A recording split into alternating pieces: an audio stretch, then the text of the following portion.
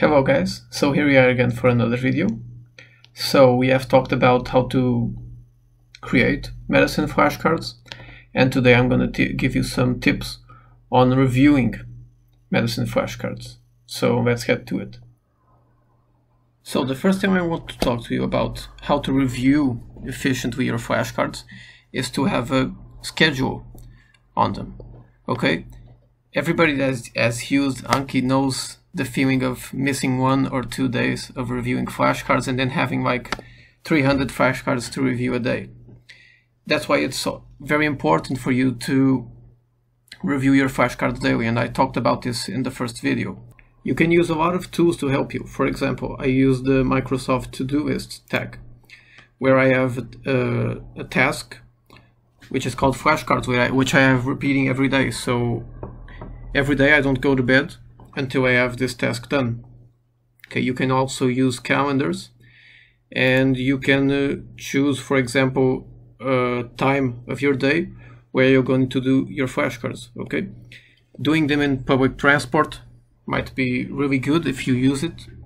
Okay, what is important is that you maintain a strict schedule. Now I'm going to show you some settings you can change to make reviewing easier. So we are going here to the options, and here you can see the settings. On the first tab, the two settings I would like you to look to is to the new cards per day and the easy interval. The first, new cards per day, is the number of cards, of new cards the deck will show you in a day. I normally use the 20 cards per day because I use multiple decks, and I normally try to keep my number of flashcards per day along 100 flashcards.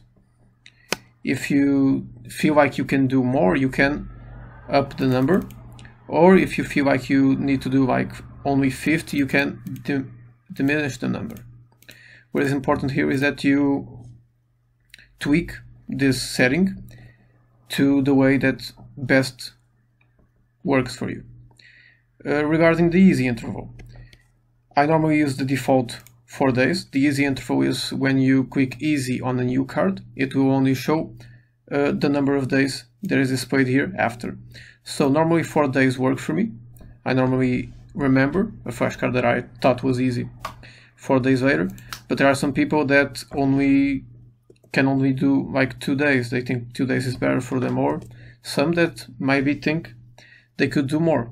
So here is also up to your liking, to what you feel works best for you. The other setting I want to talk to you about is in the lapses tab, and it's the new interval setting. What this setting means is that, for example, you have a card which will have 4 months of interval. If you fail that card and press the again button, the percentage that is here is the percentage of the interval that it would have that is maintained on the card.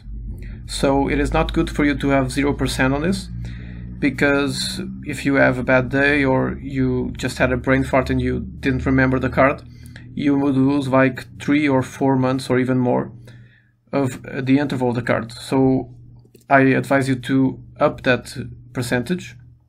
You can do anything from 20 to 50%. I like 30%, but you can tweak it, you can change it as you go. Okay, and it is very good so that you don't lose a interval at once. The other setting I want to talk to you about is on the main app, which you have to go to Tools, click on Preferences, and click on Scheduling tab. And it is this setting here. It says Show next review time above answer buttons, and it is normally ticked on the default. I recommend that you untick this box, and what this does, I'm going to show you.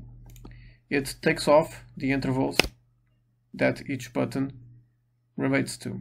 What this does is make you a lot less biased on choosing each of the buttons. So now you actually click the buttons based on the difficulty of the flashcard, and you don't have the interval to kind of persuade you to click on easy or click on good. Okay, so this is a setting that I recommend you take off.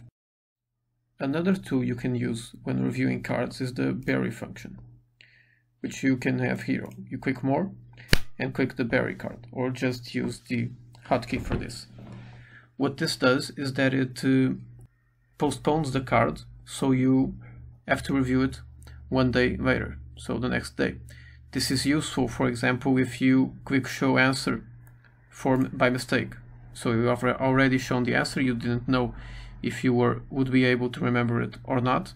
So you can just choose to bury the card, and the next day you can have the chance to review it again. Okay, this can also be useful if you want to review the card one more time without altering the intervals. Okay, so this function is very useful. This is what I wanted to cover on this video. I'm gonna leave in the description a link of a Reddit post that helped me make this video, and also you can put in the comments if you have any questions. Okay, so until next time.